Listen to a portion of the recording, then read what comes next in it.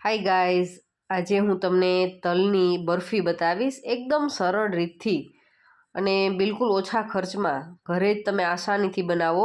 તો એમના માટે તલ લીધા છે, 2 બાઉલ ભરી અને તલ લીધા છે અને હવે આપણે તલને સારી રીતે શેકી લેવાના છે. તો આપણે મીડિયમ ટુ લો ફ્લેમની ઉપર લગભગ 3 મિનિટ માટે આપણે શેકીશું એટલે પરફેક્ટ આપણા તલ છે એ શેકાઈ જશે.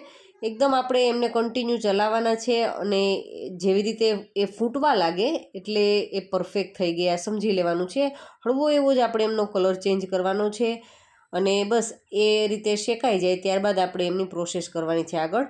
તો તમે અત્યારે જોઈ શકો છો 1 મિનિટનો સમય થયો છે અને તલનો કલર છે એ હળવે હળવે ચેન્જ થવા લાગ્યો છે. તો આપણે કન્ટિન્યુ ચલાવશું અને જો વધારે તલ શેકાઈ જશે તો એમાંથી થોડોક કડવો એવો ટેસ્ટ આવશે, એટલે ખાસ આપણે એમને વધારે નથી શેકવાના. બસ માત્ર 2 થી 3 મિનિટ માટે પરફેક્ટ શેકાઈ જાય એટલે બસ તમે જોઈ શકો છો અત્યારે આપણા તલ છે એ સરસ શેકાઈ ગયા છે. તો આપણે એમને આપણી કડાઈમાંથી લઈ લેશું, કારણ કે નહીંતર એ ગરમ હશે ને તો એ વધુ એમની પ્રોસેસ ચાલુ રહેશે શેકાવાની, તો એમનો ટેસ્ટ છે એ ખરાબ થઈ જશે.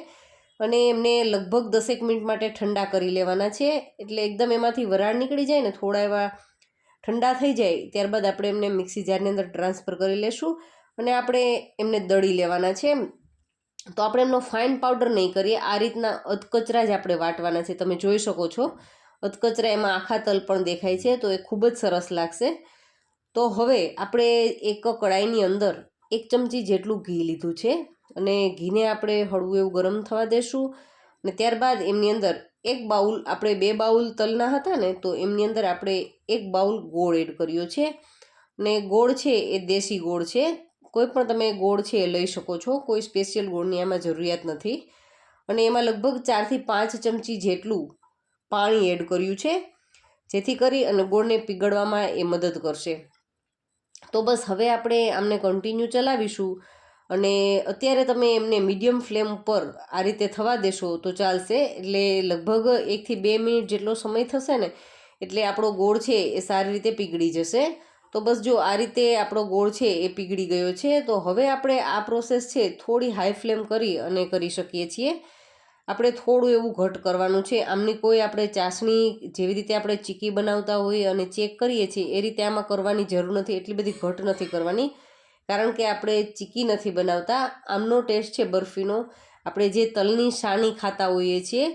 તો તમે તલની સાની છે એ ક્યારેય ખાધી છે કે નહીં એ મને યસ અથવા તો નોમાં કમેન્ટ કરી શકો છો. અને બસ હવે આપણે આ રીતે ચલાવીશું અને આપણે આજે આ બરફી છે ને એક અલગ ફ્લેવર સાથે બનાવીશું. ઘણી વખત તમે સૂંઠની સાથે અથવા તો એલચી ફ્લેવરની પણ ખાધી હશે, પણ આપણે આ છે એક ડિફરન્ટ ફ્લેવર સાથે બનાવવાના છીએ. તો બસ કન્ટિન્યુ આને 4 થી 5 મિનિટ માટે આ રીતે આપણે એમને કૂક થવા દેશું એટલે જે પાણીનો વધારાનો ભાગ છે એ બળી જશે અને આપણો ગોળ છે એ સરસ ઘટ થઈ જશે. અને હવે ફ્લેવરની જે વાત કરતા હતા એ મેં અત્યારે આમની અંદર 1 નાની વાટકી જેટલું લગભગ 4 ચમચી જેટલું ગુલકંદ લીધું છે. જે ગુલકંદ છે કોઈ પણ સારી કંપનીનું તમે લઈ શકો છો. ગુલકંદ આપણે આ ફ્રીજમાં હતું એટલા એમનો થોડો કલર છે એ ચેન્જ થઈ ગયો છે. તો ફ્રેશ તમને ગુલકંદ મળે તો તમે ગુલકંદનો આમની અંદર ઉપયોગ કરી શકો છો. અને જો તમારે ગુલકંદ બનાવતા શીખવું હોય તો મને ચોક્કસથી કમેન્ટ કરજો, આપણે ગુલકંદ પણ બનાવી અને શીખવશું એકદમ આસાન રીતથી. અને હવે જુઓ ગુલકંદ પણ સારી રીતે 1 થી 2 મિનિટ માટે આપણે આ રીતે હલાવ્યું ને તો સારી રીતે મિક્સ થઈ ગયું છે. અને હવે આપણે જે રહેલા તલનો જે ભૂકો કરી અને રાખ્યો હતો એ આપણે આમાં એડ કરી દેવાનો છે અને કન્ટિન્યુ ચલાવી અને આપણે એમને સારી રીતે મિક્સ કરી લેવાનું છે. અને વધારે આપણે એમને ટેસ્ટી કરવા માટે થઈ એમની અંદર આપણે 1 બાઉલ ભરી અને કોપરાનો જે ભૂકો હોય છે એ લીધું છે. તો એ આપણે નાયલોન ખમણ છે કોપરાનું એ એડ કરી દેવાનું છે. એમના કારણે પણ ખૂબ જ ટેસ્ટી એવા આપણી તલની બરફી છે એ તૈયાર થશે. તો હવે આપણે આ મિશ્રણને સારી રીતે મિક્સ કરી લેવાનું છે. અને જો તમને આમની અંદર ડ્રાયફ્રૂટ પસંદ હોય તો તમે એ પણ એડ કરી શકો છો, પણ આજે મને કંઈક અલગ ખાવાની ઈચ્છા થઈ એટલા માટે હું આ વખતે ડ્રાયફ્રૂટ છે આમની અંદર એવોઇડ કરું છું, નથી એડ કરતી. તમને જો ગમતા હોય તો તમે કાજુ બદામ છે, પિસ્તા છે એમનો ટેસ્ટ પણ આમની અંદર સારો આવે છે, પણ આપણે આજે ગુલકંદવાળું બનાવ્યું છે એટલા માટે હું બીજું કોઈ વધારાનું ડ્રાયફ્રૂટ એડ નથી કરતી. તો અત્યારે તમે જોઈ શકો છો કે આપણું પરફેક્ટ મિશ્રણ છે ઘટ થઈ ગયું છે. તો બસ આપણે હવે એક ડીશ લીધી છે જે ઘીથી ગ્રીસ કરેલી છે. એમની અંદર આપણે આપણું મિશ્રણ છે એ બધું જ લઈ લેવાનું છે અને આપણે એમને સારી રીતે સ્પ્રેડ કરી દેવાનું છે. અને આમની થિકનેસ છે તો તમારી પસંદગી પ્રમાણે રાખી શકો છો. અને કદાચ તમારે આમના પીસીસ ન કરવા હોય અને તમે કોઈ મોટા ડબ્બાની અંદર ભરી અને ચમચીથી પણ ખાઈ શકો છો.